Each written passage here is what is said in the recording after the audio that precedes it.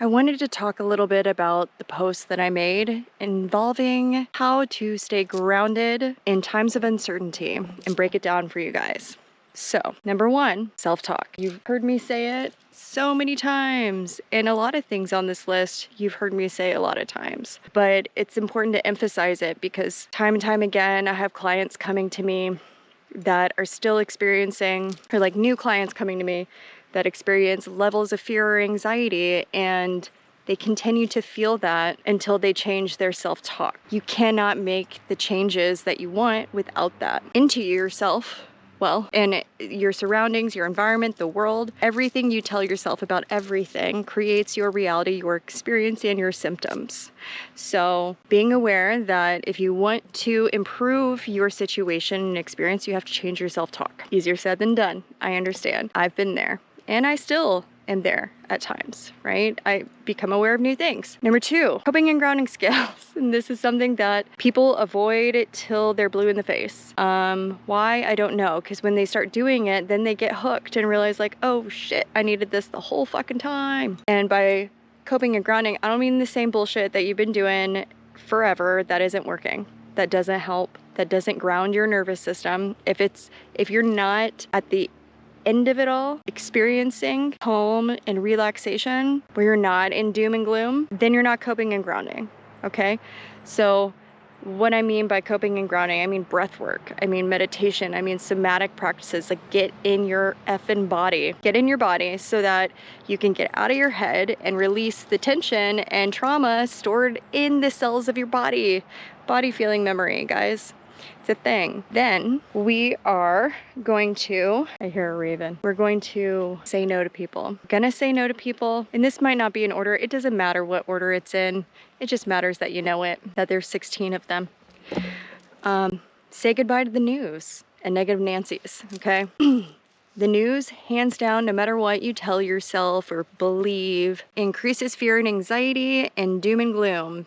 That is exactly what it's created for. It was not created to inform you. It was created to instill fear, aka stress, cortisol levels just through the roof, so that you are easier to manipulate. You fall for their programs and conditioning of how you think about things. They only cover a lot of negative things, and the good things are really stupid most of the times. And sometimes it's even, I don't want to say like plotted, but like people are hired for things, okay? Fake news, a lot of the time, okay? There's a script. Next, negative Nancy's. If you are trying to be in a different mind state than you already are in, and the friends or people you're hanging around, if they are meeting you there and it's super comfortable and freeing being in their company because you guys can just be as negative as you want, talk shit, just think about all the crazy things, psyching each other out, then yeah, you're gonna have to change. You're gonna have to change how you approach your friendships or relationships in general. If they seem toxic as fuck and they are constantly bringing you down when you're trying to go up or think differently, do differently, you want different things, you want to say different words, you are being more mindful and aware, and they are not willing to jump on that bandwagon with you, guess what? Bye. Gotta say goodbye to the friends. Leading me to my next point, wise friends. The wise wizards in your life that you look up to, that inspire you, that bring about hope, joy, laughter, but also bring in insight and awareness into your life, behavior, situations, seeing things with not a grain of salt, but with a ray of sunshine. And I'm not talking about toxic positivity, but not everything is as negative as we think, and it still may sound negative to other people, what you arrive at, but it still might be just more real than just everything's fine and okay. It's like the world's jacked up, but there's nothing I can do about it except help myself. I'm learning discernment and self-care. This is what my lesson is, right? It's that kind of stuff. Also, try something new. Learn a new skill. See if you can't go after something that you've been wanting to do for a long time that's just for you. And there's tons of people out there that be like, I don't have time for that. I can't. Yeah, you can. You make enough time to talk shit and doom scroll on your phone for 4 hours. You can make time to learn knitting or whatever it is that you want to learn. You just have to prioritize yourself and your time to be used in a healthy way. right? And that was another thing.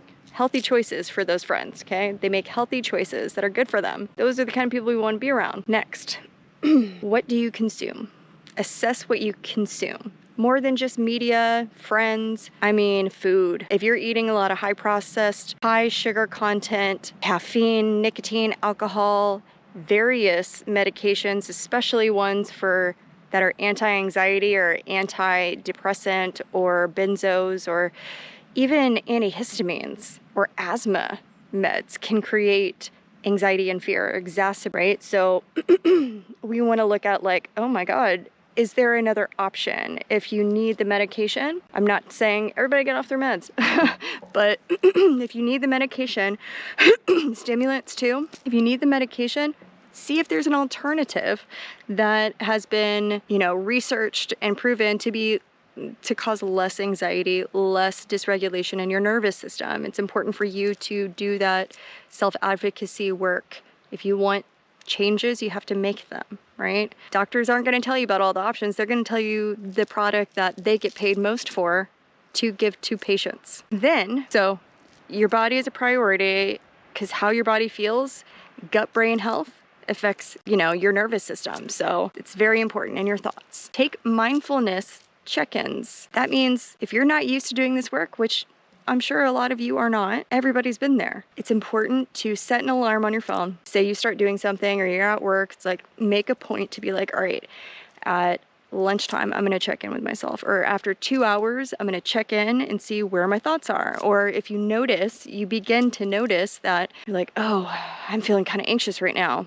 That's the time to check in. What just happened? What am I saying to myself? What's going on? What am I doing? What's my environment? Do I need to adjust and reassess what I'm saying to myself? Changing how I communicate or perceive this thing. That's going to be really key in learning the signs and symptoms of identifying what's going on in your body, because that's a direct result of what your brain is telling you, what your self-talk is doing. And it will get you used to and into the habit of coping and grounding, calming your nervous system, self-care, leading to my next point, self-care. It's important to take care of ourselves. Bringing that element in will not only change your life, and I don't mean self-care like go spend money, go get a massage, even though yes, that is self-care, we're taking care of our body, but no, the things I mean, it's like coping and grounding skills, doing your meditation, doing your routine that feels good, cleaning the house, because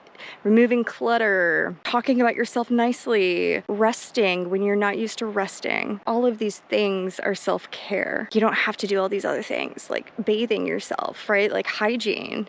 That's self-care. Feeding yourself. If you are not eating a lot because you're super anxious, that's going to make you more anxious, especially if you're dehydrated too. Like making sure you're on top of your regimens, taking the best care of yourself as possible, right? And that what you consume can be part of that self-care, right? This is all self-care that I'm talking about. Magic and spiritual practices. Magic is what saved me from being in the dumps when I felt like I was at my lowest point, probably during COVID in 2020, because there's so much happening right at that point. Like my life was falling apart in so many different ways, and it felt like I was drowning.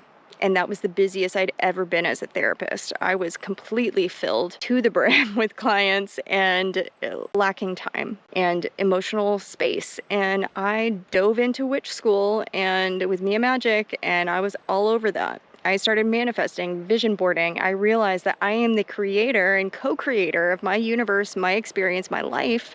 And if I want things different, I have to speak differently. I have to see it, visualize it, create elements and behaviors and patterns in my life that would inspire and create the things that I'm desiring or wanting that are for my highest and best good, right? I'm not talking about like, let's manifest like things that are just greedy and like you can just create it. You don't have to ask for shit, okay? You can make it happen, make it so. And ordinary. It makes things magical and meaningful and powerful, full of symbolism and messages and empowerment and growth and evolution and having yourself, but it makes life less mundane. Magic is what helps people look at themselves, to reflect, to do the shadow work, to grow. Witches are some of the most healed, incredible people I have ever met in my life. They are my family, my people, because they do the work. And they put me in a state of awe constantly, admiring their ability to see the lessons or to do X, Y, and Z, or speak so eloquently and thoughtfully and mindfully with so much love, compassion, and empathy. It's insane. So whatever perceptions people have about witches, that's been programmed in. Spiritual practices, even if you're religious, whatever, pray, do your routines. More than anything, with spiritual practices, we learn that things are not happening to us. Say no. Getting really good at saying no. We're not people pleasing anymore. We're not agreeing to things that make us feel anxious, bad about ourselves, and guilty. Feeling shame or more exhausted or drained because we said yes to something when we didn't have the energy, time, or bandwidth to do it. We ignored our own selves and limits, and that's how we get sick. That's how all kinds of things happen that we don't want, right? That's something. Another one is release tension. Take the time, especially if you're visiting family, or you had another interview that didn't go well, or you think didn't go well, or you didn't get the job and you've been needing a job, money. Cry, rage, scream, ecstatic dance, move your body. Please do somatic practices. That energy continues to be stored and cooped up. We're always like this, holding everything in. And guess what happens when we hold everything in?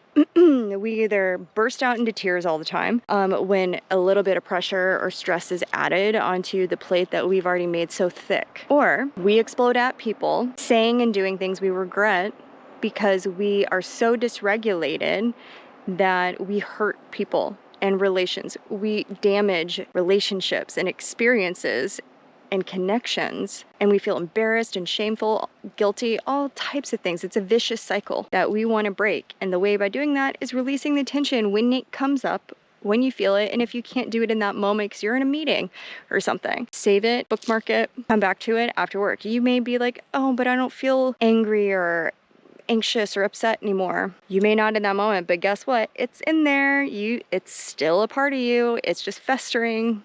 You'll feel it again one day when you're calling someone a motherfucker. Acts of service. This is something that I know for me, when I was in a dark place, I was doing community service, and not even community service, I was volunteering at an animal shelter or to the redwoods, and tell people about how much I love this place. It means a lot to save them. The most ancient, biggest beings on this planet. You know, you meet like-minded people who care about the same causes and want to create change and differences and experiences and lives and purposes and meaning, creating meaning and purpose in your life, and meeting really amazing, incredible people that you look up to. And at the end of the day, you're like, wow, I feel really good about this. And sometimes that can lead to, like it did for me, like a job. When you believe in something and it's powerful, it's potent, and when it resonates and that's all you want to do, you might find something that you really enjoy and you're like, this is what I'm supposed to be doing. So keep that in mind. And then the next is prioritize your joy. Prioritize doing something you love. Stop watching. If you always watch what your partner watches, go to the other room, watch what you want, or be like, no, set boundaries. But more than anything, just prioritize yourself. Something that makes you feel good. Maybe it's getting those cookies. Maybe it's, or making a healthier version of those cookies that has less of the shit that makes you anxious, right? It's like, we don't have to not have the things. If you love volleyball and you never get to play volleyball, it's the off season, go find an indoor place, play some volleyball. All of the reasons you're gonna tell yourself no are just things to avoid more of your joy. And we don't need that. We need to access more of it. Okay, that's all for today. I hope everybody hears something that resonated or that helps them figure out some sort of routine or ideas that they can do for themselves in these times. I do want to share that I am accepting new clients. I have less days available, but I am accepting new clients. And I will be doing a live grounding on YouTube. And I will be posting on my Patreon a free guided meditation for uncertainty, grounding in uncertainty. So stay tuned. That will be announced. Stay tuned. We'll see y'all later. Bye.